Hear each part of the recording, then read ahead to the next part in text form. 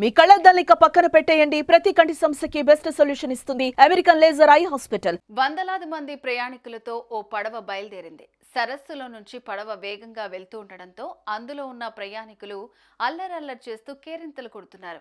ఈ క్రమంలోనే ఉన్నట్టుండి ఆ పడవ చూస్తుండగానే బోల్తా పడింది. ఈ ప్రమాదంలో ఒకరు కాదు, ఇద్దరు కాదు, ఏకంగా 78 మంది ప్రయాణికులు నీట మునిగి ప్రాణాలు కోల్పోయారు. ఈ ఘటనకు సంబంధించిన వీడియో ప్రస్తుతం వైరల్ గా మారుతోంది. ఇంతకు ఈ ఘటన ఎక్కడ జరిగింది, అసలేం జరిగిందో ఇప్పుడు తెలుసుకుందాం.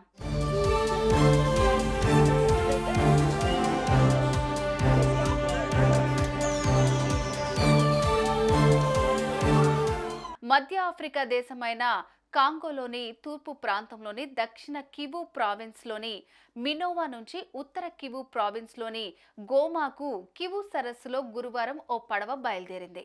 ఇందులో దాదాపు 278 మంది ప్రయాణికులు ఉన్నారు.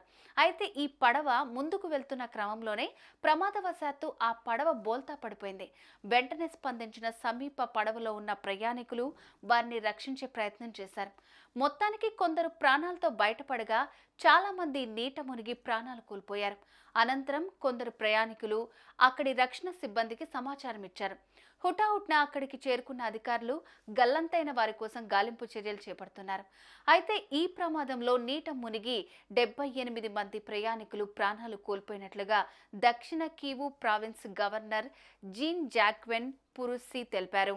మృతుల సంఖ్య మరింత పెరిగే అవకాశం ఉందని అన్నారు. బోటులో సామర్థ్యానికి మించి ప్రయాణించడం వల్లే ఈ ప్రమాదం సంభవించిందని తెలిపారు. ఈ ఘటనకు సంబంధించిన వీడియోలు ప్రస్తుతం సోషల్ మీడియాలో వైరల్ గా మారుతున్నాయి.